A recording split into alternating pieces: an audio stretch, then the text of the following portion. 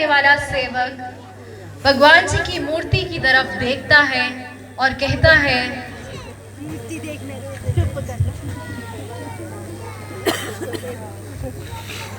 हे प्रभु, आप कितने सालों से एक ही जगह पे एक ही पोजीशन में खड़े हुए हो, आप थकते नहीं? मेरे पास ना एक प्लान है, क्यों ना हम एक दिन के लिए रोल रिवर्सल कर ले, रूप एक्सचेंज कर ले। आप मेरे रूप में एक दिन मेरी जिंदगी जी के देखो और मैं एक दिन आपकी जगह खड़े हो जाता हूँ। आप एक दिन की छुट्टी लो, एक दिन के लिए ब्रेक लो, एक दिन रिलैक्स करो। फिर भगवान जी आगे से जवाब देते हैं, नहीं, ऐसा नहीं हो सकता है। तुम अपना काम करो और मुझे अपना काम करने दो। फिर सेवक बोलता है, नहीं नहीं प्रभु जी, आप एक दिन मेरी जिंदगी जी के देखो और मैं आपकी जगह पे खड़े हो जाता हूँ। फिर भगवान जी कहते हैं, रूप तो मैं एक्सचेंज कर लूंगा, तुम मेरे रूप में आ जाना और मैं तुम्हारे रूप में आ जाऊंगा। लेकिन तुम्हें मेरी एक बात हमेशा याद रखनी होगी, तुम्हें यहाँ पर मूर्ति बनकर खड़े रहना है, तुम्हें कुछ नहीं बोलना है। यहाँ पे बहुत से लोग आएंगे, कुछ रोएंगे, चिल्लाएंगे, दुआएं करेंगे, लेकिन तुम्हें कुछ भी नहीं बोलना है। तुम्हें किसी की लाइफ में कुछ भी इंटरफेयर नहीं करना है। बाकी का प्लान मेरे पास है, तुम बस यहाँ पर चुपचाप खड़े रहना। फिर सेवक कहता है, जी प्रभु जी, आप जैसा बोलेंगे मैं वैसा ही करूंगा। आप जैसा खड़े होने के लिए बोलेंगे मैं वैसा ही खड़े हो जाऊंगा।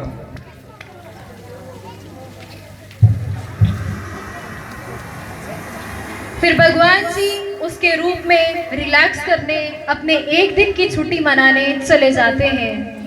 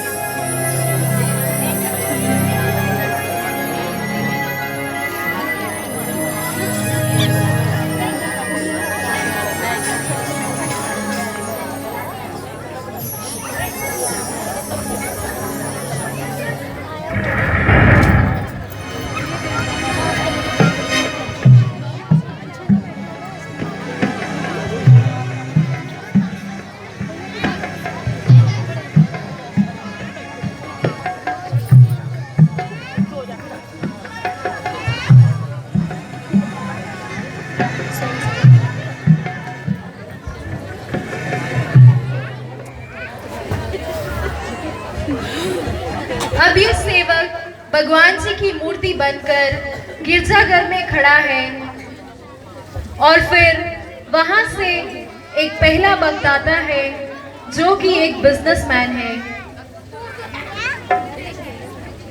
वो बिजनेसमैन भगवान के आगे माथा टेकता है और कहता है,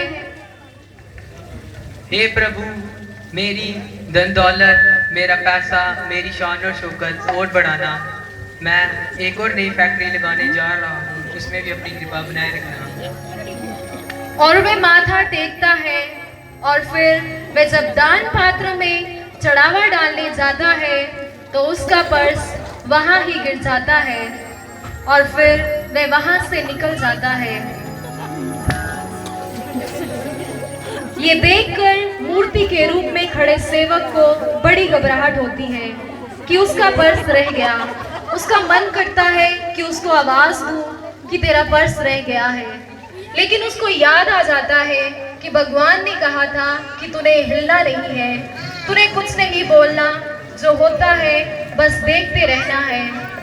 तो वह सेवक बिना कुछ बोले मूर्ति के रूप में खड़ा रहता है। फिर वहां से एक दूसरा भक्त आता है, एक और, जो कि एक गरीब आदमी है। वो 1 रुपया भगवान को चढ़ाता है और कहता है,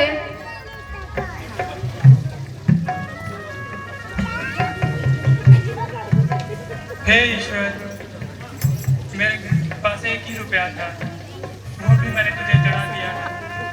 मेरे घर पर बहुत परेशानी है, बहुत गरीबी है, दवाइयों की भी जरूरत है।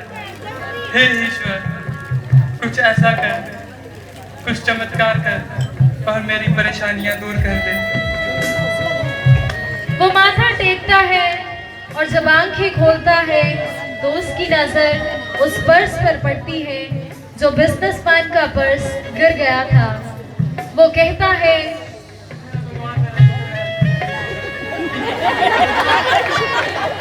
और वह वो पर्स लेकर वहां से निकल जाता है।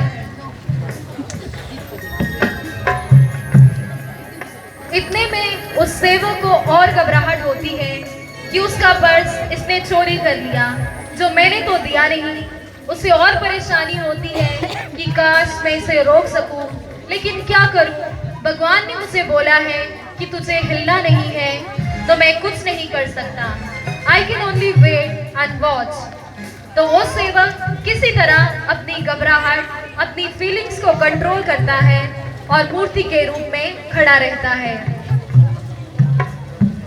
इतने में वहां एक तीसरा भक्त आता है जो कि एक सेलर है। एक नौकर चालक आता है। वो कहता है, हे ईश्वर, मैं अपनी शिप, अपने जहाज, अपने समुद्री जहाज को लेकर 15 दिन के लिए बाहर जा रहा हूँ। मेरे पे अपनी कृपा बनाए रखना, मेरी रक्षा करना और मेरे आसपास अपने दूतों की बात लगाए रखना। वो माथा टेक रहा होता है। इतने में वो बिजनेसमैन जिसका पर्स रह गया होता है, पुलिस लेकर आ जाता है। वो कहता है, यही है वो, मेरे बाद यही आया था, इसी मेरा पर्स और पुलिस उस सेलर को चोरी के रूप में, चोरी के जुर्म में अरेस्ट कर लेती है। अब ये देखकर सेवक कहता है, अब मुझसे नहीं रहा जाता, और अगर भगवान जी भी मेरी जगह होते तो इतनी नाइंसाफी नहीं देखते। Enough is enough. अब मुझे बोलना ही पड़ेगा। और मूर्ति के रूप में वह खड़ा हुआ सेवक बोल पड़ता है और कहता है, एक्सक्यूज मी, कौन है यहाँ पे हमारे सिवा? कौन है हमारे लिए यहाँ अलावा? एक्सक्यूज मी, मैं भगवान हूँ। मैंने देखा कि यहाँ क्या हुआ है। तुम इस गरीब आदमी को छोड़ दो और तुम इसको छोड़ दो और उस गरीब आदमी को पकड़ दो, क्योंकि उसी ने उसका पर्स चुराया है। इसे छोड़ दो, इसने कुछ नहीं किया। अब तो भगवान खुद ही बोल चुके हैं कि ये चोर नहीं है, इसे छोड़ देते हैं। फिर पुलिस उस गरीब आदमी को अरेस्ट करने जाती है और अरेस्ट कर लेती है।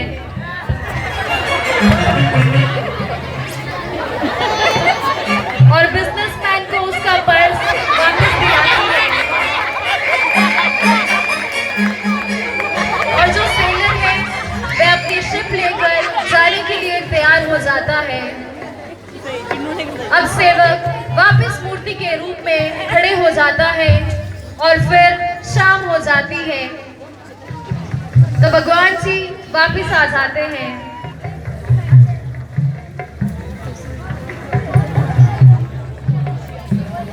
भगवान जी उसको देखते हैं और कहते हैं, व्हाट्सअप कैसा रहा आज का दिन? अरे भगवान जी, मैं अगर आपको आज के दिन के बारे में बताऊंगा ना तो आप खुशी से झूम उठोगे। आपको पता है कि आज मैंने कितनी बड़ी नाइंसाफी होने से रोक दी। ऐसा क्या किया तुमने? वो अपने पूरे दिन की बात बताता है, तीनों भक्तों की बात बताता है कि कैसे उसने गलत चीजों को सही कर दिया। भगवान जी उसके पूरे दिन की कहानी सुनकर उससे कहते हैं, मूर्ख, तुमने काम बनाया नहीं, बिगाड़ दिया है। जो तुम्हारा भक्त आया था उसका सारा पैसा चोरी का है। अगर उसका थोड़ा सा पैसा उस गरीब के घर पे चल जाता तो उसकी थोड़ी मदद हो जाती।